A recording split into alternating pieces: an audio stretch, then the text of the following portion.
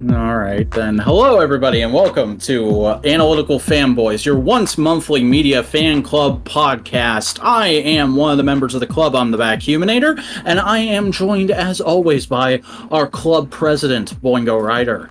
Hello, I am here to Joe Biden. All right, and we've got our Secretary of the Treasury, Snowcone83. Joe Byron, wake up. and our Sergeant at Arms, Buster Corp. Oh, Biden. All right, well, now that this episode is horribly dated, the way this show really works is that every month we do round robin style. The next member in the rotation gets to pick what we are going to watch, listen to, or read for the next month and then come back and discuss it. And this month, Buster selected the anime duology of SSSS.Gridman and SSSS.Dynazenon. So, Buster, why don't you open up the discussion a little bit by explaining why you picked them, why you like them, and what the heck they are? All right. These are technically the Gridman universe duology. Technically a trilogy, but the movie isn't subbed yet, so... Wouldn't it be a quadology with the short? Maybe. I'm going to quad urology. Wouldn't it be a quintology because technically isn't the original Gridman now canon in it too? Yes, we'll get to that. But like these are anime sequel shows to the original Gridman, though they do stand alone, and they're produced by Studio Trigger, directed by Akira Amamiya, and based on the characters from Super Eye Productions. And I quite like these shows a lot. I think they're great examples of modern anime and shows that Trigger, they're pretty based. I guess I'm just really excited to hear your guys because I really dig these shows, especially the second one. Why don't you explain to the audience the general plot outline of the shows? Okay, These shows revolve around a bunch of youths. Both shows revolve around a bunch of youths, but a bit troubled youths, as they get into kaiju hijinks, but then they have to deal with their actual emotional problems in a very human way. It's very dramatic, very fun, very exciting. All right. Well, then I guess we'll move on to some opening statements. Without getting into too much spoilers, boys, what's your general first thoughts, Boingo Rider, on these two anime? It's very much, it's keeping that kind of coming of age anime spirit very much alive that I haven't seen very regularly within contemporary seasonal anime, because we used to have those kind of a lot where it's very moody and there's a lot of ennui and just of people just looking at the world around them and trying to figure themselves out. This is to a much more extreme degree, but Evangelion, Serial Experiments Lain, Paranoia Agent, and something I think is probably the closest direct ancestor to these two shows is Fulikuli, which we've talked about on this channel before. But it's that kind of that there is something you can taste in the air of something's about to change and I don't know which direction I need to move in. And the show itself is the characters figuring out which direction they want to take themselves into. And I think that's a really just great coming of age story, Yeah. Props for not just reading out your video script, Boingo. Also, dope-ass action scenes. Yeah. Yeah. Snowcone, how'd you like these couple shows? Well, I for one, I do love it's very interesting. I very much enjoyed the entire binge session of both seasons. I think I'm partial towards the first season versus the second. But that's not to say I don't think either one is good. I think they're both fantastic, truly. And I love Trigger anyways. But it was a lot more creepy than I was expecting, I guess. Or maybe there was just some things that stuck more with me. But I reckon we'll get into that later. I don't know. All right. Well, I guess I'll get into my thoughts then. Gridman has been a blast so far. It's a real treat to tune in every week and see Hibiki take on creatures of incredible size. In many ways, the series has been a real leg up on other Trigger shows with character designs that are eye-catching and immediately lickable. I mean likable, without being too ridiculous. On that note, get out of the fucking basement. I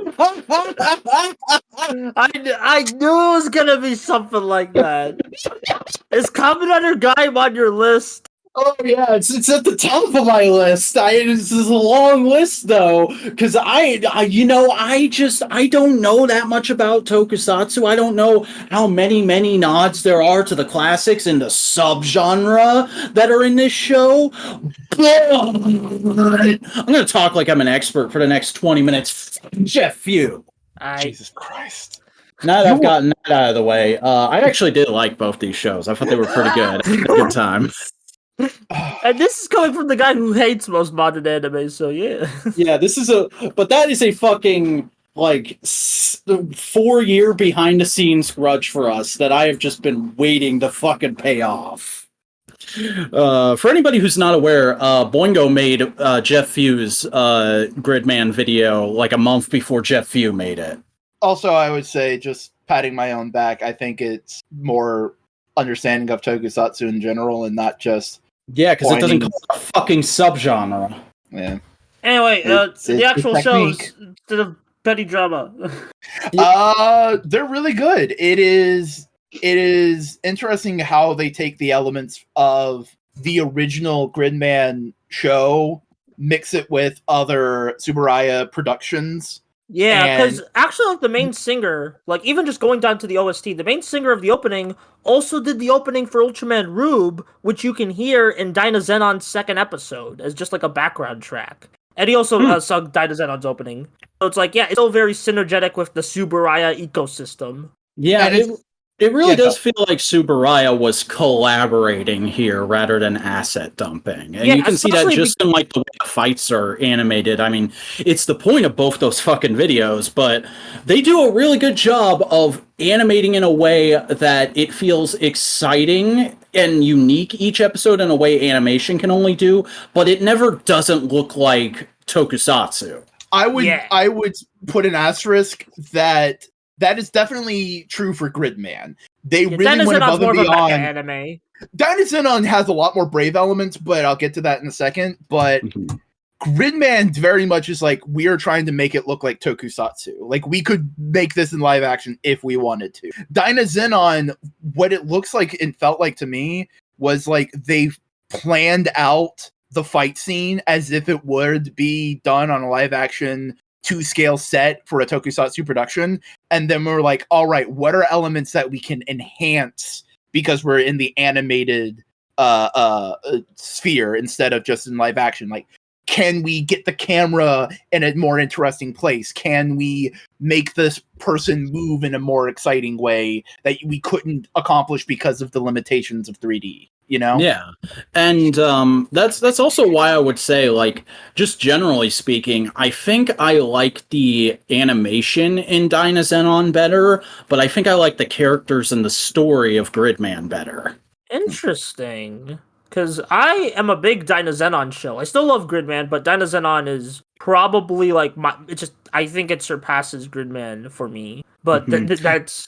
I mean, they're both good. I just I like how more basic of a story Gridman is and how focused it seems. Fair. Yeah. I think Dynazenon's also still focused, but it's focused on a different aspect, and I think that's ultimately the point of Dynazenon, because they're both shows are dealing with the same themes and metaphors and everything. It's just in Gridman, it's very focused on 4 people, and on Dynazenon, it's focused on 10. Yeah, and it's kind of fun how both shows are essentially touch grass the anime, but told in unique ways.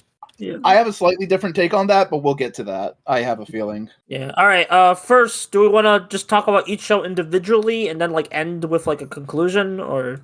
I mean, you kind of asked us to talk about both of them at the same time, so. Yeah. Well, we can kind of I mean, Gridman is Gridman, and then Dynazenon is technically a sequel, so it is chronological. Yeah. Yeah. So yeah, what do you guys think of Hibiki as a protagonist for Gridman? He's a good little boy. I like him a lot. He's a good kid, but then there's also the twist. And by the way, we're gonna be spoiling everything. Yeah. I think people are aware of this. Yeah, if you haven't seen these shows, go get a Crunchyroll subscription or do the morally correct thing and torrent them and then come back. But yeah, no, because the twist of that's not Hibiki. Technically, that's Gridman. Hibiki's not a person. He exists, but you're not ever gonna meet him. He exists at the end. Yeah, That's it's like true. he basically Gridman took like over Hibiki for like that to like as like a little like failsafe. There was a kid named Hibiki. Gridman took him over and was like, "Hey, sorry, I'm borrowing your body for a little bit. You won't remember much of this anyway, but I'm going to forget I'm you, even. Yeah. You know? You're still here. It's just you're kind of on autopilot." Yeah, Yeah. and it's interesting. I think it's a cool way to play with the blank protagonist trope. Because, like, Hibiki he's a good boy, but he's, like, pretty basic compared to all the other characters as, like, a stand-in. So it's, like, I kind of like how that twist recontextualizes his place in the dynamic of the characters, you know? And I also, like, on this rewatch, as someone who's watched more Ultraman now, I've really grown to appreciate Utsumi. As just all the... Because he actually references stuff like Dyna, which main writer Keiji Hasegawa did write Dyna, so, he's just name-dropping his own show. But also, he's just like...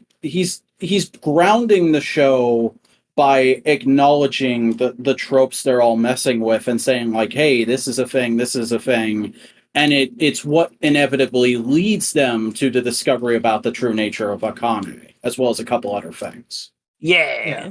I will say, though, having now watched some Ultraman and coming back to the Gridman universe, I'm just immediately going like, oh, Ava's just an Ultra. Ava's just weird Ultra. Yeah, basically. Yeah. It's almost like fucking Anno was a massive Tokusatsu nerd the whole time. Yeah. And But he's no, just the way director in Tokusatsu. But just the way Ava's move comparison to like Gridman and Grid Knight, it's just like, oh, they're Avas, but they're like not creepy. Mm-hmm. Yeah. You know. Ultras move heroically, Ava's move hauntingly. Yeah. Rika? I I know you had that joke about freaking people's infatuation with her at the beginning. What were you about to say, Cody? I was gonna say for me, like, it was kind of strange. I didn't know what I feel again. Like I feel like I didn't like convey it properly at the beginning. Like I feel very weirdly and strongly about a lot of things in both of these shows. Yeah. Because like I really liked how like the first season had like this very fucking wild like dance around the subject, ignore the fact that like the things don't matter. Like so many things do end up just not explained as well. Like and like sometimes I felt like the show felt incredibly smart, or just like I don't know, man. It was just weird sometimes. Yeah, that's why I kind of said like Fooly Cooley feels like a direct ancestor, you know? It's Yeah. just like I also got some K-On! Vibes at times. it's a K-On! But like just talking about Fooly Cooley and like relation to this, it feels like you know how in Fooly Cooley Mechanica is like just this giant weird iron in the middle of the town. That's what the kaiju and Gridman and Dynazenon feel like. It feels like the weird iron, like people are acknowledging it, but it's not like a thing people actively like look at, you know? The sound design in both seasons, but especially the first, is incredible to me. Yeah. Every time they're in like a cafeteria or like somewhere, like everything just sounds exactly like what they want it. Like it all has a very grounded feel to it. Like you feel like this could be something someone is actually experiencing. Yeah. Like all the scenes where you're just sitting there in the moment and just all the high school people are just talking over each other, and you can hear distinct conversations, but you can't make anything out completely. Yeah, the sound design is very smart in this show, especially like with the lack of music. It just lets characters talk. You know, I think that's really interesting. And then like the music really Well, I don't pumps know up during the about fights. music, but there's just like it's just not implemented the same way like other shows do, because it's always like there's so many times you could hear like songs being sung in choir and like 2 rooms over, Yeah. or like hear music in somebody's headphones and stuff like that. Yeah. Actually, I wanted to bring something up, because the only way I could watch this was on the Funimation thing. But I watched the uncut version of it. Does that matter? Does anybody know anything about that? No, I think that's just what Funimation uses the word uncut a lot for their dubs and sub releases. Yeah. Yeah, because there was like pub sub and then uncut. I don't know. I don't think there's much difference. I think that's just. Anyways, though. Yeah. How do you feel about the freaking Neon Genesis Samurais freaking guys? Neon Genesis junior high students. Oh, and man, what is up with that, by the way? Like, I mean, I obviously, like, I love anime, but, like, every damn time it's like, oh, yeah, oh, they're junior high students. Oh, yeah, that 40-year-old man right there. I mean, that's just kind of a thing in media in general over there, is a lot of it tends to be written around high school, junior high, because it's essentially the Japanese equivalent of college. There's a lot of pressure for you to decide what the rest of your life is going to be around that time. Yeah, and speaking of tropes and shit that like, the thing I didn't care too much for, like, I did like the character. I forget what her name was, but the pink, the Akane? the god. Akane, Yeah, the everyone's god. fucking waifu that season. Yeah, but like, Yeah, it was she's like, like it's the fucking trope of like, it's like, whoa, is that a shot in the wall now? Yeah, Actually, it's exactly. Yeah, I don't like. That's the Oh. big part. That's my big asterisk of recommending SSS.Gridman to everyone. Where it's like, the fan service. It's an anime. Yeah.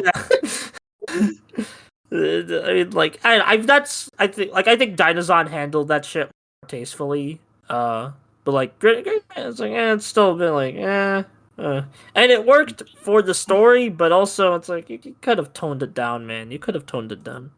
By the way, this is probably a great time for me to mention that Boar is the best girl. The Who? boy? Boar. The boy. Boar? Do you not fucking know character names? Boar is the name of the little blonde Oh, her.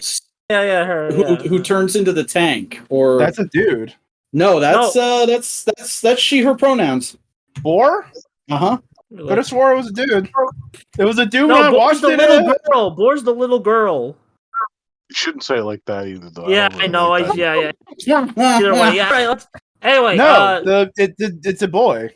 oh, I could have Despite looking younger yeah, and shorter he, than the it's rest he, of yeah, the it uses he. Boar's Yeah, human form appears androgynous from his orange hair tied and 2 low ponytails that he can be mistaken as a girl on first glance. well, Boar's damn, dude. the sub I saw use she, her pronouns. Bad sub. yeah. The Gridman wiki is using he. Yeah. That was Alright. a point in of a joke part way through. Oh, I guess I guess the sub I was using just completely erased that. Anyway, revelations happened today. Speaking of revelations, Akane, besides that part of her character, how do we feel about her as an antagonist? She's not an antagonist. She is a victim just as much as anyone else. Yeah. Okay, yeah, sorry, misspoke. No, I like her. She's good. It's also just like, what were you about saying, Cody? Oh man, you came back to me way too late on that one. Just move on. Because, like, you know what? I'll talk about it now because I think we're gonna start talking about more Dynazenon in a few minutes. Ultimately, a big part of the show is where the person is in life, getting past the problems that they've been having, so they can move forward. Yada yada. Move past traumas, emotional growth, all that kind of stuff, right?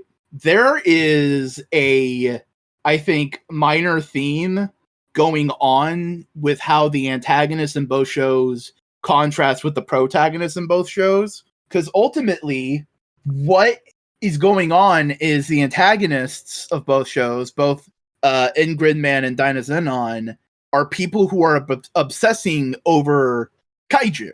They are obsessing over this thing and neglecting the world around them, while the main characters, the heroes, are using this similar thing to help them build themselves up and move forward. It is a look at fandom and otakudom and going like, hey, it's cool to like these things. Don't let it drag you down so you don't focus on anything else. You like you said, touch grass, but it's very specific how it touches grass. Yeah. It's like, get out and live your life, but you don't have to abandon these things to do that. Yeah. And don't just wholly subsume on kaiju and that kind of thing. And yeah. Yeah. And it's funny how a lot of people didn't seem to get that lesson, at least back when Gridman was airing. Yeah. Well, I think because ultimately there's a lot of elements of how Gridman is, the show is kind of also just about like Akane and self-love and understanding herself and being able to accept herself and accept other people. And that kind of superseded that element. But with Dynazenon, that is the core element of the show. And nobody watched Dynazenon because it was marketed horribly in the West. And they were all just too busy going, oh my god, Akane's a cute girl who has figures and trash piled high like me. She's my waifu. I'm going to buy a figure of her in a bikini. Wow! And meanwhile, in Dynazenon, we have a full-on Higekimori, and it just shows how he's just depressed. Yeah. Yeah, I guess we could talk about some Dynazenon characters. Just like we're just going to flip back and forth. Cody, have you been trying to say something? I think Cody's getting echo, and we're misinterpreting that as him trying to say something. Cody, do you have headphones in right now? No, I don't. I left them at work. Oh, damn. Well, sorry, no, listeners. I've not been trying to say anything. I've just been, or at least I don't think I was a second ago. Okay, I'm just making sure. Because I know we talk over you often, and I don't like that. It's not optimal. You. Kiyomi is the neat's name. I really dug his character. I thought it was a really like one. He's just a chill guy, but also just like him moving on and just actually like freshening himself at the end and be like, no, I can do this. I don't have to sit and wallow in freaking pity all day. I can do this with the help of like the Dynazenon team. Really, and also the fact that he just kind of got caught up in the Dynazenon. He wasn't there with like Gamma and Yomugi. He just kind of got caught up as like the fourth member, be like, all right, I guess I'm doing this. Yeah, just that whole first scene is kind of funny because you get the vibe that it could have been him or his cousin. Yeah, I mean, the cousin's also part of the team. Yeah. She's like she's a team mascot basically. Well, I was like scared to death though. Like just like whenever it started, because the second season had a lot less like fan servicey stuff than the first one. I felt. Like whenever I'm seeing this character and they're like, "Oh, we're cousins," and I'm like, I'm terrified that you had to tell me that. Well, I'm like, what am I about to like experience here? I mean, she's a tiny girl in a skimpy dress who's just lazing all around the bedroom with this guy. So, anime fans. That's right. I was like already like hand on the trigger. I was like, what the fuck? Like, what am I? Like, God damn it. I guess going back to Gridman, I want to talk about like how do you feel like the sequel elements of Gridman were handled? 5,000 years in the future, weird, unanswered questions, but some characters have grown up, and some things. I mean, it's depressing. That's where a lot more of the depressing elements came in, which I thought was because Gamma was. Here's the thing about Gamma from Dynazenon. He wasn't Dombey. He was a mummy in the original show, and the one from the 90s. Yeah, like all the. Oh, he was in Superhuman Samurai Cyber Squad. No, technically yes. Oh, maybe he was. I haven't watched that episode, but yeah, basically, Gamma is based on a one-off character, a one-off plot, and like everything else in Gridman is like everyone's still alive. Don't worry. There was a short film about it, but like, yeah, it's just the Gamma was the only one. He wasn't even. He's not even like a main character in the original '90s show. It's crazy that they just pulled that specific element to be like, you're going to be the sequel protagonist. Speaking of Galma, Not even how the do we... protagonist. He's more of the mentor, I'd say. Yeah, he's very eccentric mentor. I closer cut maybe a dual protagonist He's with fucking. Yomagi. You know what he is? He Zato on crack. Yeah, he kind of is. I think that he is a protagonist, but it's much more of like how Optimus Prime is the protagonist Transformer. Yeah, I can see that. Like You know what I'm older, like saying? Earth Like- Spark. He's the one that's like, yeah, yo, I'm here to help. We need to fight the bad guys, but like, you guys are the ones going through character arcs and growth and development. I'm just here to fight my exes. Yeah. Also, this is what he Polycule's was in gone the original. wrong. This is Gamma in the original Gridman show. Yeah, I guess like the big sequel thing I want to talk about is like the final episode of the original Gridman. Because I know when Vac first like heard we're gonna do this, he was like, "All right, when does Baby Dan play?" And I want to know his Because I've reaction. seen like, the first 5 episodes of the original Gridman. Yeah, and I was like, "Okay." He asked when Baby Dan's gonna play. How would he feel when when it actually plays? And he basically just cast off. Like, I was like, that's pretty good. yeah. Honestly, I got It's more a- hype when they found the city in the sky, as it were. Yeah, So- because I Just the full-on me going like, oh, that's the thing from the thing. I know that thing from the thing. Oh my god, it's the thing. Yeah, because that's the Gridman. The thing in the city in the sky is basically the normal battle arena for the actual Gridman show. Yeah, that's like the big iconic visual from that show, and I love it because it's so Tron. Yeah, I'm gonna pull it up so you have a visual of it. I was Cody. gonna share it. I don't know. I know what they're talking about, but I'm just saying, Okay. like, it's like that's one of the things where, like, maybe I was reading far too into some of these bits, but like half of the time it felt like the show was trying to be like this fucking hopeless, like their lives don't matter because like it was fucking created and like nobody's lives matter and like people are for real like just dying except for like the fix everything Ray, but like that was a little bit of a cop out, but I don't know, man. Like, it was very heavy in a lot of like situations. Like, there was like, oh, they're the god. God doesn't matter. They're like their god fails. Oh my, like what the fuck? I mean, I guess you can take it that way, but I chose to interpret it more as like, well, everyone's the main character of their own story, and Akane took that too literally, and she needs to move into having more of an appreciation for other people's lives. And there's Yeah. also there's also an element of, because on a technicality, she did create Gridman universe where it's like where these two anime have been taking place. There is like a kind of an element, I think, of creations taking on a life of their own and becoming more than just like something you make. And it's kind of like that acceptance of it, of just like, oh, it's accepting your death as the author. Yeah, and that kind of I mean, happened with the original Gridman. You can see that in Dynazenon too, with like how most of the characters have a weird, strained relationship with their parents. And I was gonna mention, like, you could see it as a meta commentary of how Gridman, like, it existed in the 90s, but still has a cult fan base to make that anime possible with now by fans, you know? Mm-hmm. I mean, didn't Trigger make the original short film just because there was one guy working there who really liked that show as a kid? Boys Invent Great Hero was Trigger. It was Akira Amamiya. That was basically his test pilot for freaking shows. And yeah, here's the bit where I remind everybody that Vac is a dumbass who doesn't do research. Is there any relation to Keita Amamiya? No. I mean, I imagine Amamiya is just a regular common surname. name. Yeah, it's the Japanese equivalent of Johnson. How do you feel about the Anti? Because Anti is one of the only characters that carries over to both shows. Auntie, I like how he grows. Yeah. He's my fucking number one dog. I liked him a lot.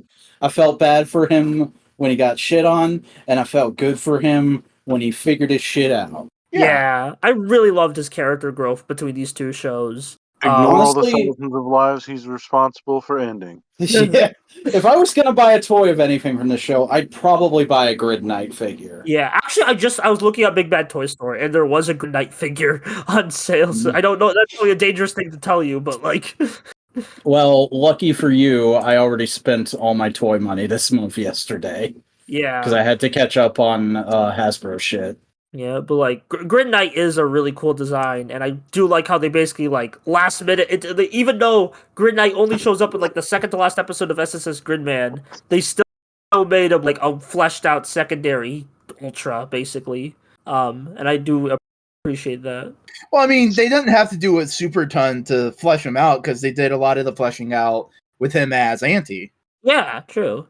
And I also love how they made an actual like they did short films and they made actual suits of Grid Knight and later the Dynazenon dudes for like I can't find these. Oh, Yeah, I can't find these like short films. Is for, it like Grid Night Fight? The bonus Grid features Night on Fight, the Dynazenon DVD.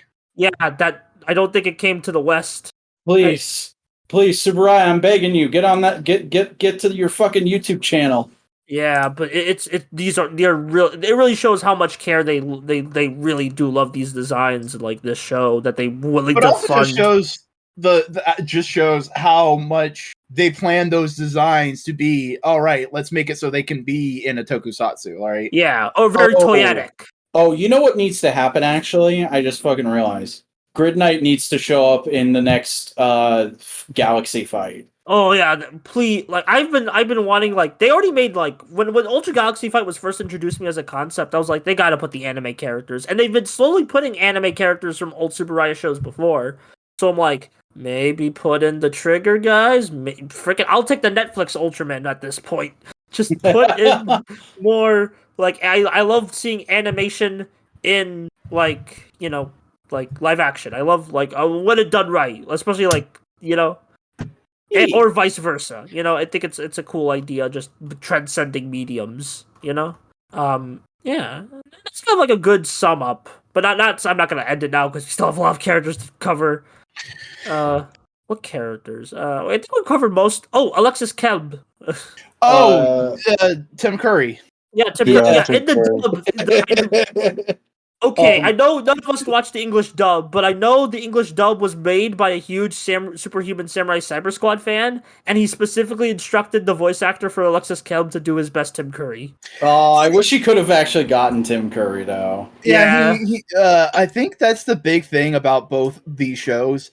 It is made by people who love not just Gridman, but just like the whole everything that Gridman was possibly connected to. Like SSSS is a reference to Superhuman Samurai Cyber Squad. Like it's going like, hey, the American version matters.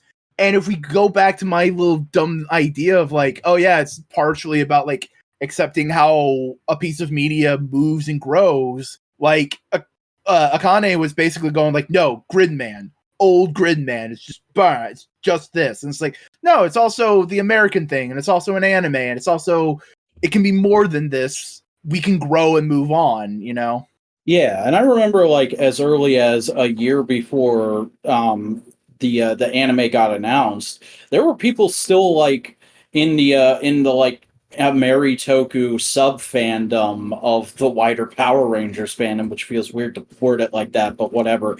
There were people still clamoring for like, hey, the fucking the main actors from Superhuman Samurai Cyber Squad are still talking to us and going to conventions. We should try and get a reunion movie made. I mean, here's the thing. You know what? Don't do that. You could do a character audio, do an audio drama, connected to the Gridman universe stuff. Yeah. Have Japanese dub that stuff. Have Malcolm Frink be like a distant relative of Shinjo Akane. No. Look, I love Malcolm Frink, but do it motion comic style. Yeah, you could. There's lots of ways to continue these stories. Yeah, let's get the 01 Comics crew involved with this. But like that's the really fun part about like all of this.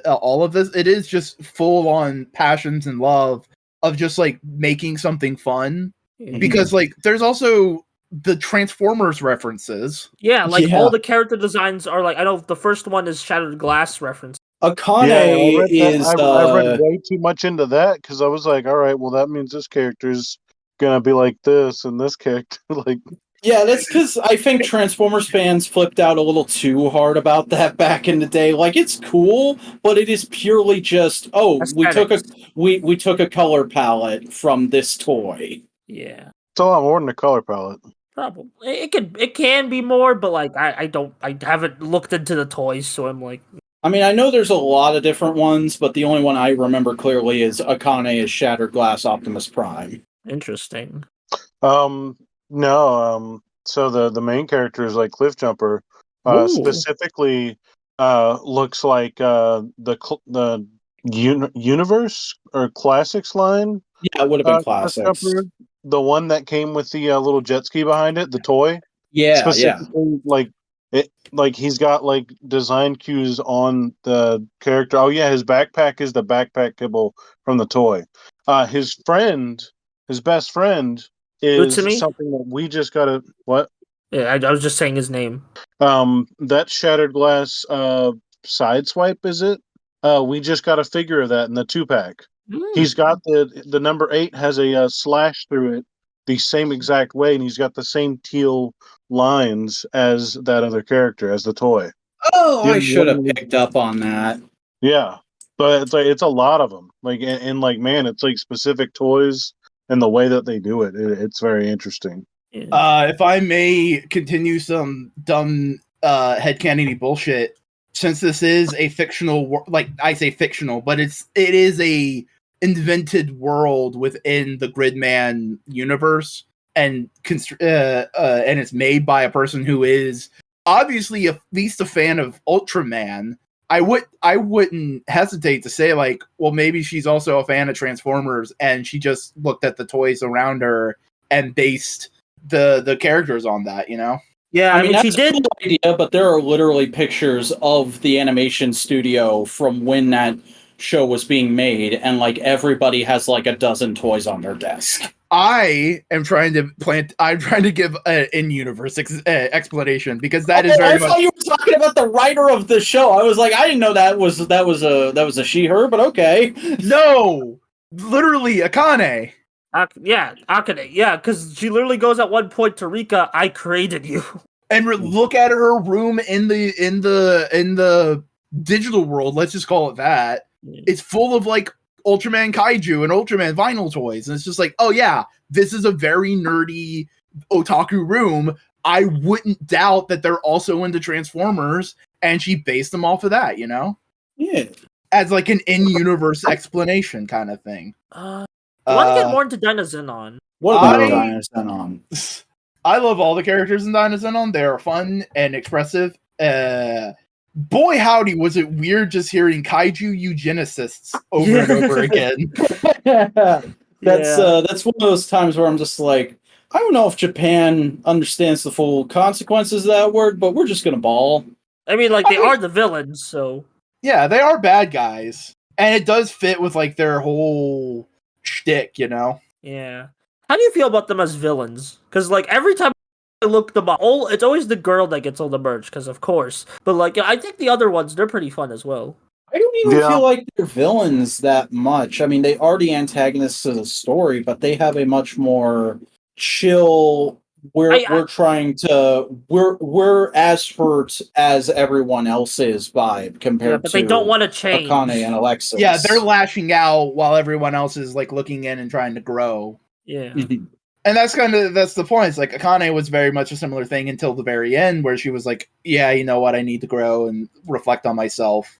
And she was able to go back to her realm of existence. But like, it's that kind of push and pull of the world around you is changing. How do you respond to it? And how do you respond to how the world has hurt you already? Yeah.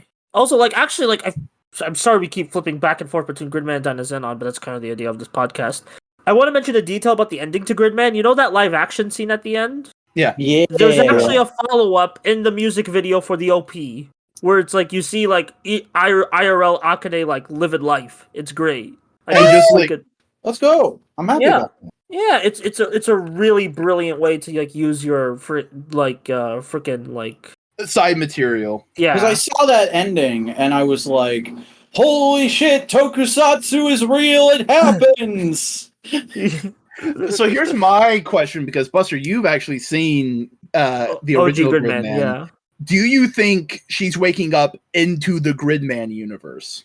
Like Yes. where the live action people were? Yes. And the animation is essentially where the Cyber City was, just over to the side. Basically, if I want to connect, basically I can. If I want to like stretch this further, Boys Invent Great Hero, which is also animation, is the character who that like is retelling the original Gridman being in animation or like going to that world to stop a threat.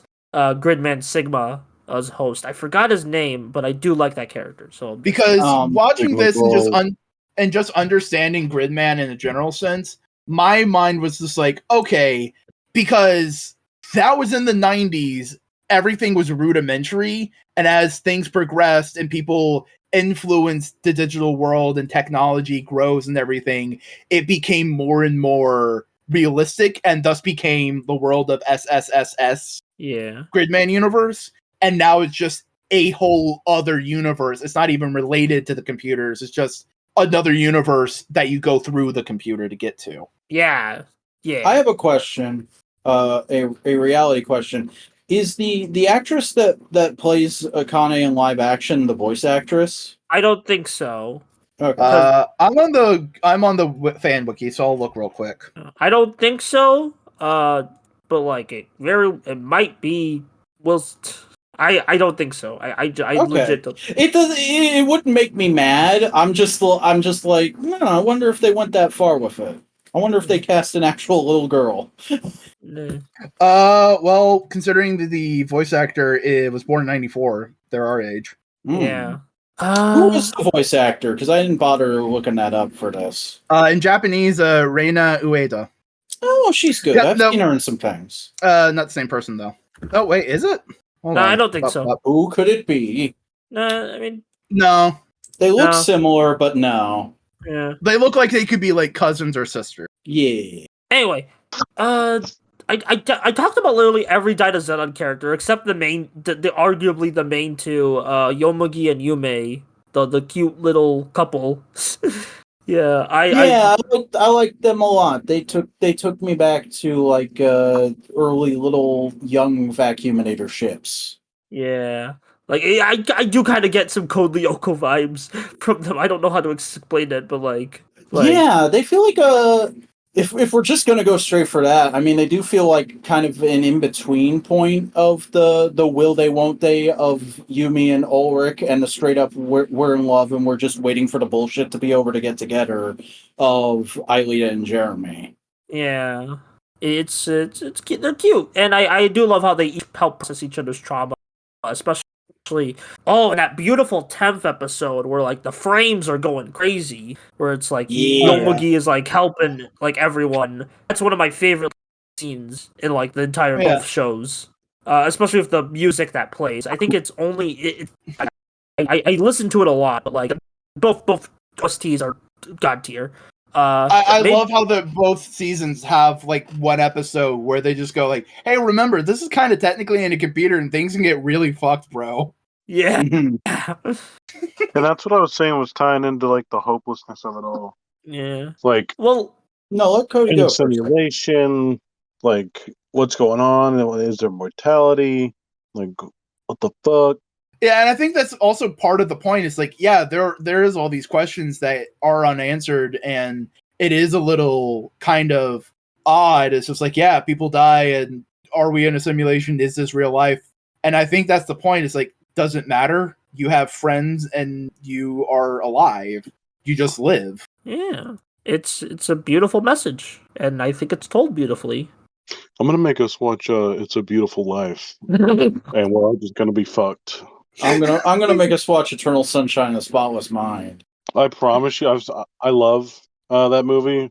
I promise you, It's a Beautiful Life is like it's I'm rough. It's interesting. I'm sure it's way more fucked. How about this? I'll make us watch Apocalypse Now. Oh. Also, apparently, they made a toy version of all their fight sticks, and that's great. Hey. That's great. I want to say I do like just like the visual component of how Dynazenon operates a little bit more than Gridman, and that's probably just because it feels more Transformers-y because it's meant to be a homage to Brave. Yeah. Well, it's brave, but it's also just like it is Super basically robots. it's just pure super robot, but it's also a throwback to like the armor of those old like toys and things. And it's just like, what if we gave that its own show?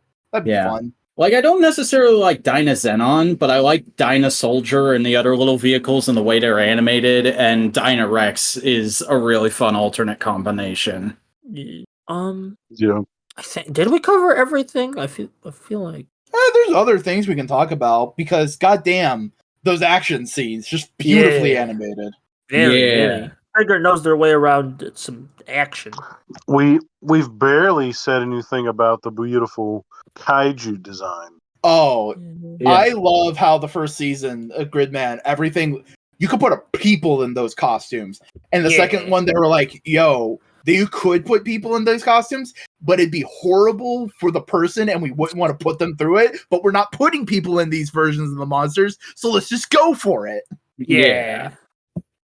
It's that let's take a tokusatsu, plan around that, and then accentuate it with the animation that we can do. Yeah, it's also just like some of the best CGI animation I've ever seen in anime. Really? Yeah, no, I generally tend to be one of those guys who's like, CGI always looks a little ugly in TV anime in a way that I can't get into. But like, I get it. TV budget is much different, and it's hard to do certain things. And it has come a long way in the last few years. But like, even last month with frickin' G-Witch, I didn't love a lot of the fight scenes in that. This, I'm like, everything in here feels good. It feels natural. It feels like it has weight to it. And the sort of otherness look of all the CGI assets kind of lends to the idea that it is a big suit. It is a special effect. It's not really meant to be the real thing. So the fact that it stands out a little bit from the rest of the 2D elements in the animation works for me. I also think like the cell shading is really well done. There's also another thing I just kind of want to just mention that I think is cool. All the kaiju and Dynazenon just feel like they're 90s toys. Yeah, I can see that. They're that bright neon color of like G2 Transformers. Mm-hmm. Or like X-Aid. Yeah. I wanted to know more about the other kaiju character, kaiju human character, who said they came from a lineage of kaiju outside. The one that took an Auntie? Second? Yeah. Oh, was that who was standing next? Yeah. It's Analyst the Second, which was a kaiju in Hyper Agent. Again, it's a reflection of the real world, and it's just like, yeah, it's that. You gotta know the lore, bro. Well, the lore enhances it. It's still like, I don't think it's necessary to enjoy these shows, but it does like improve. Yeah. It's like Ultraman Geed, as I mentioned in a recent video. Just to make sure we're all on the same page, though, second is the one that has like that whole episode where they just like exposition dump on Hibiki, right? Yeah. Yeah, I like them. They were fun. I almost wish they were in a little bit more of the show. Yeah, and it was nice seeing them like come back in Dynazenon, more mature. Mm-hmm. Yeah.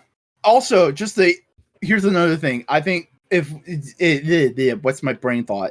It's fun to see them kind of come back as adults and be kind of like guidance counselors to these kids. Yeah. Yeah. I think we've drained this pool of everything it's worth. There's other things, probably.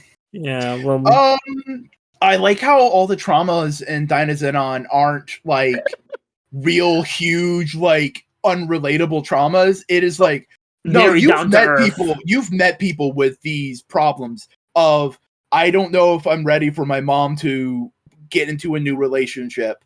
I am depressed and I feel like I've wasted my life and I'm just gonna lie in bed. I have alienated my classmates, or I have a death of a sibling and I'm just dealing with it, Yeah. It's all like very down to earth, and it's good. Also, I have to round this back around to making fun of some of the quirks of modern seasonal anime. So I went to Google just some images of Second in the show to see if I could find something good for the thumbnail. You want to guess what the fucking sixth image on Google Images when you search Dynazenon Second is? What? Fucking official art of them in a bikini. Yeah. I mean, it's an adult woman. Yeah. Yeah. Are you guys excited to watch the movie? The think so, crossover. Yeah. I wouldn't Yeah. say I'm like excited to watch it. Like, oh man, I gotta watch it as soon as it drops. But I definitely will check it out at some point. Yeah, very exciting. Yeah, I've been really excited for the movie, especially because it's probably one of the only like films of the year that's been like I can't find watch that I want to watch that I can't watch yet. It's going to American theaters, isn't it? I don't know at this point. They said like it's I don't know, man. I hope it does. That would be amazing. Everybody at Subaraya and ask. Like at Saburaya Trigger, freaking I don't know. We gotta get as big a watch party together for that as we had for the Shin films and Godzilla -1 is gonna have. Yeah. Oh man, really excited for -1. I'm looking at posters, and it's cool because they have the two couples against the other season's big hero creature. Very thematic. Yeah. I think that's just a neat little detail, you know? Yeah. I've tried not to spoil myself on the plot, but I do know a little about it. So I'm like, oh, that's good. It's good. I'm not going to say anything, but everyone's in for a treat. I'm assuming it's going to have characters like from both. Is it going to be like a full-on crossover, or is it going to be like full-on crossover? Okay, they're not doing a 2010s Kamen Rider crossover. No, it's someone described it as like the Tiga Dainagaya movies. And I'm like, if we're getting that level of, especially because all the characters are on the poster, so I'm like, okay, we're in for some good stuff. It's everybody versus Super Alexis. Or some, I have no idea who they're going to be fighting, honestly, but I'm excited to find out. They're fighting actual Tim Curry. Yeah. No, they're fighting Tim Curry from Legion. Is that the X-Men show? No, Tim Curry plays the devil in a movie called Legion. That Tim Curry. I feel dumb. It's Legend. I'm sorry. Oh. I haven't seen that movie in years, but his fucking version of the devil is legendary. Yeah, I've seen clips. Is it Legend? Yeah. Yeah, that's the one with also. This should just be the thumbnail. No. Literally, Tom Cruise, doesn't it? I think he's in that. Yeah. Do you want to do like final thoughts? I'm glad you made me watch these, and you did not pick a bad show, Buster. Congratulations. Hey. Boingo? This is really good. I love I wouldn't say throwback, but I love the kind of continuation of anime on Wii, and I kind of miss that in anime, and I'm glad it's still around. Snow cone? Again, yes. Very glad I watched this. I texted Chris saying I regret not having watched this earlier because it was very much enjoyable. The fight scenes and a lot of the storytelling elements were a lot more investing than I thought I was going to get from this. So I was pleasantly surprised with both seasons. Yeah. I mean, that's definitely something with me and Cody. I think Boingo had already seen, because I totally forgot to do the "Have you seen this before?" at the fucking start of the show, but I think Boingo had seen at least most of Gridman. Oh, I watched all of Gridman. I watched Gridman as it was coming out, and it's just Dynazenon was something that was just kind of like on my to watch list, and I wanted to, and it's just like I just didn't get to it when it was done. It was airing, and with how a lot of contemporary anime viewing culture is, it's just like you forget about something unless you actively try to go back and watch it, you know? Yeah, and I'll admit, I didn't even really have this on my radar until the Transformers fandom blew up about Gridman, because I generally tend to have an attitude of, I don't care for anime based on tokusatsu. That doesn't interest me. I'm interested in tokusatsu. Call me when they make a Kamen Rider Spirits anime. But other than that, no thanks. But I did get my interest piqued by that initial blow up, and then I was just, there was a lot of stuff going on at the time, so I never got to it. But I'm glad Buster forced me to get into it. And I think, Cody, you were probably in a similar situation, right? Well, no, like it was like the Transformer element alone that kind of made me want to watch this originally. I'd watched a video explaining like the connections with some of these other Shattered Glass characters, like forever ago. I'm pretty sure Boingo was actually telling me about some of the stuff whenever it was happening. At least once. Yeah. But yeah, I don't know. All right. Well, we have sufficiently talked ourselves into a circle, and we managed to keep the podcast under an hour this month. So, Boingo, I believe it is your turn next. Would you like to tell us what we are going to be subjecting ourselves to for the next month for the sake of this podcast? Well, as we are all aware, next month is October, the time for spooks and horror galore. So I was thinking, like, yo, wouldn't it be fun to do something spoopy, do something scary, do a horror thing? And I was going like, okay, we could watch a horror movie, or we could do something which I think is one of the more fascinating things going on right now. We're going to be watching The Monument Mythos, a web series on YouTube. It is an eldritch, absurdist horror story. It's hard to describe. It is 55 5-minute videos. Yes, it is. It is not long or hard to watch. It's just watching it. You could probably go through it in a day if you wanted to just straight line it. But yeah, it's the Monument Mythos created by Mr. Manticore. You know what? I could just give you the setup of the very first episode. It is an interview with the man who sculpted the Statue of Liberty. Going like, yeah, I don't know why they wanted me to make the pedestal so big and make it hollow. And then another interview of people going like, yeah, it smells like a butcher shop there. And people finding dead bodies at the foot of the Statue of Liberty.